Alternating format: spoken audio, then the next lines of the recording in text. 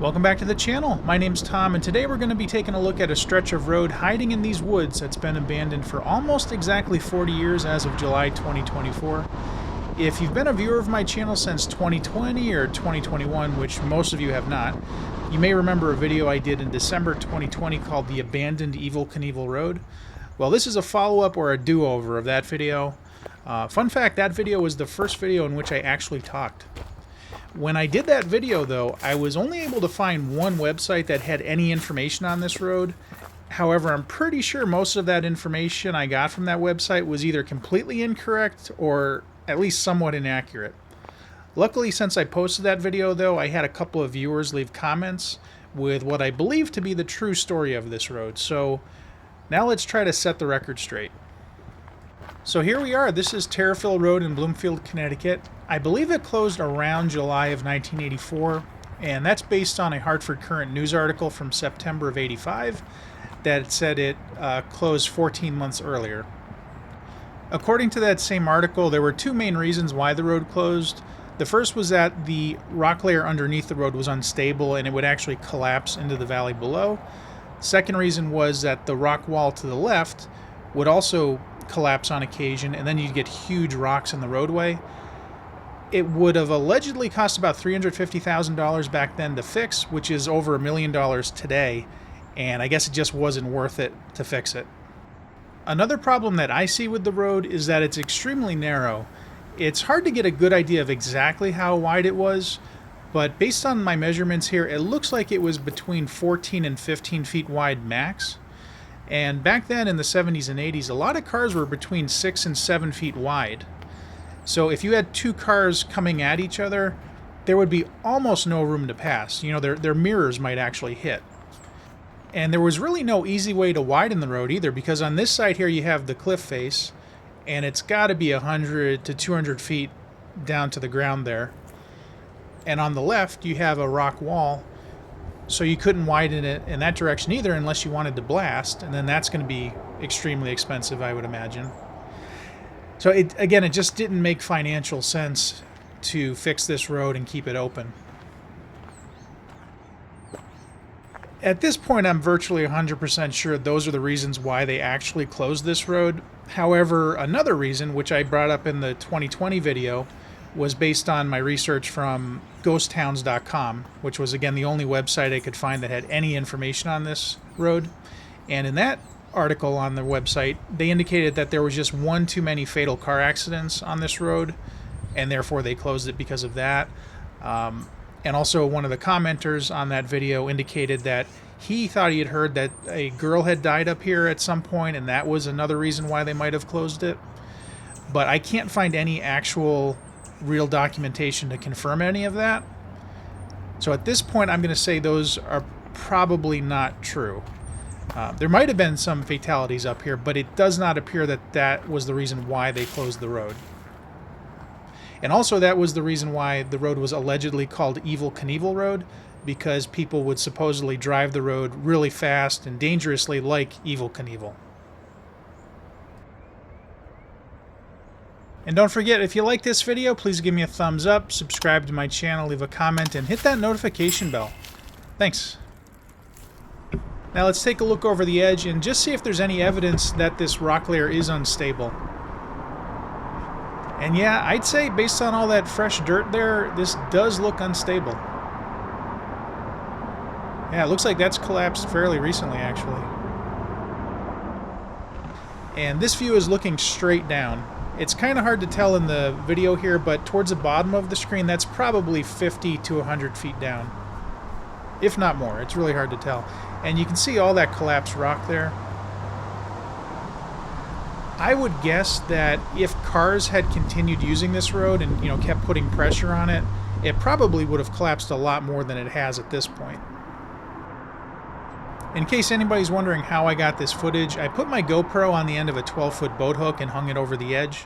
I would have loved to have used a drone, but you actually need a commercial drone license to use drone footage in your videos. If you don't have a commercial drone license, the FAA can actually fine you over $1,000 per violation.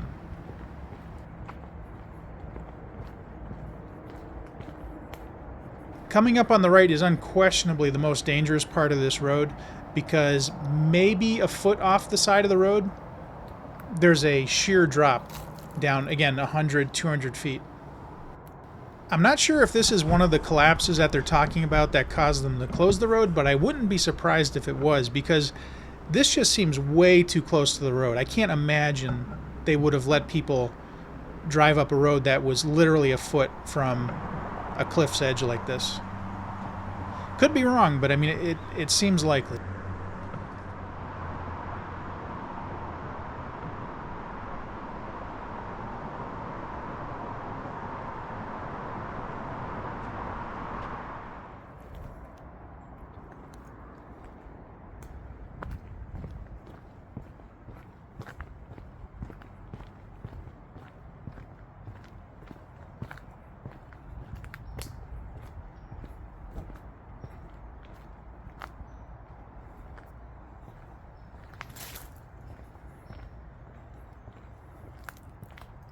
Here's some of those rocks I was talking about that were falling into the road. And they're not huge, but you can imagine if you're coming up this road going 20, 30, 40 miles an hour and you hit one of those, it's going to do some damage to your tires and wheels at the least.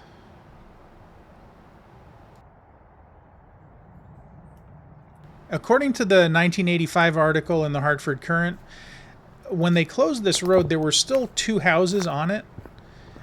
And it says that the 2 houses were on the steep winding road. So I think that means the houses were along this roadway where we are right now.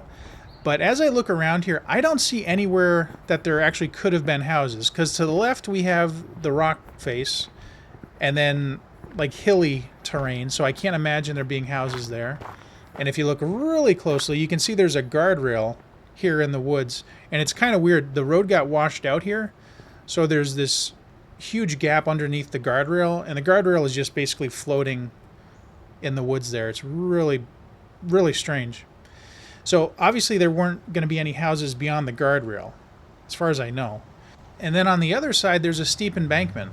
So I don't know where a house could physically be placed along this abandoned stretch of road. If anybody knows if there actually were houses along the abandoned stretch of road here, let me know where they were, because I don't see any evidence of them whatsoever. Now, one of the main issues they had once they closed this road was that they cut off, I think it was at least 2 or 3 houses from Bloomfield. And what that meant was that the Bloomfield post office would no longer deliver to these houses that were cut off. They would have to actually drive to the Bloomfield post office to pick up their mail, which obviously was a pain. And I don't know whatever happened with that, because we are still in Bloomfield, and there are still houses here that are technically in Bloomfield. So I don't know if they get mail service from Bloomfield or if they get it from Simsbury, which handles Tariffville's mail. If anybody knows, let me know in the comments again. I just don't know whatever happened with that situation, because I can't imagine they're still driving to Bloomfield to get their mail.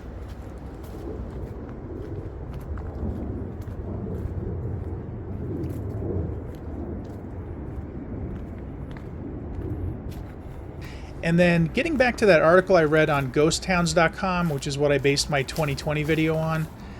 In that article, they mentioned that they thought this road was haunted, which I don't believe in ghosts or haunted roadways. I don't see any evidence of that at all. They also mentioned that the people that came out here at night saw headlights in the woods that they couldn't explain. Like, they were saying there just shouldn't be headlights in that area.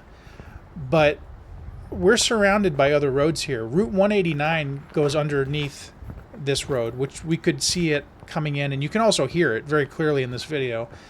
So there would be many, many headlights down there. And just earlier where we came out on Tariffville Road in Bloomfield, you could see there's houses down there. So you're going to have cars, and you're also going to have people talking at night, because they also mentioned that they heard strange voices in the woods. But again, we're in a populated area surrounded by houses, so you're going to hear talking. So basically, I think the article on ghosttowns.com is complete BS. I don't see any indication that anything that they mentioned in that article is actually true. But that's fine. I guess it's fun. You know, people want to go someplace that's haunted and look for ghosts. And, you know, this would be kind of creepy at night. I mean, pretty much any place in the woods is going to be creepy at night. But, again, I see no indication that this road is actually haunted. I think it's actually quite beautiful. Like right here, this is an amazing view. The only creatures I'm seeing on this road are chipmunks and squirrels. But let me know what you think about those ghost stories in the comments.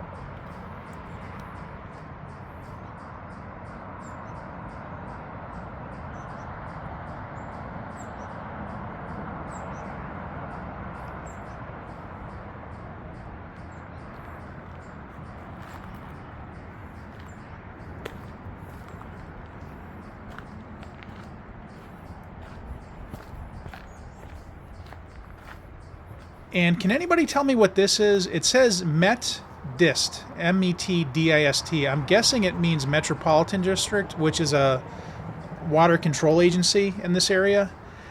I just don't know what it would be doing on the top of a cliff face on an abandoned road. Any ideas?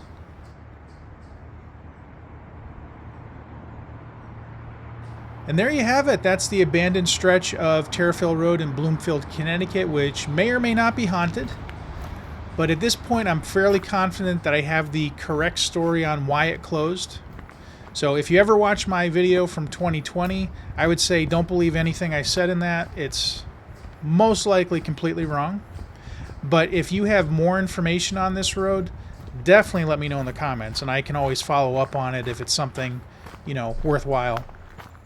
And as always, if you like this video, please give me a thumbs up, subscribe to my channel, leave a comment, and hit that notification bell. And if you want to see more videos like this, more abandoned type videos, let me know and I'll see what I can do. But thanks for watching, and I'll see you next time.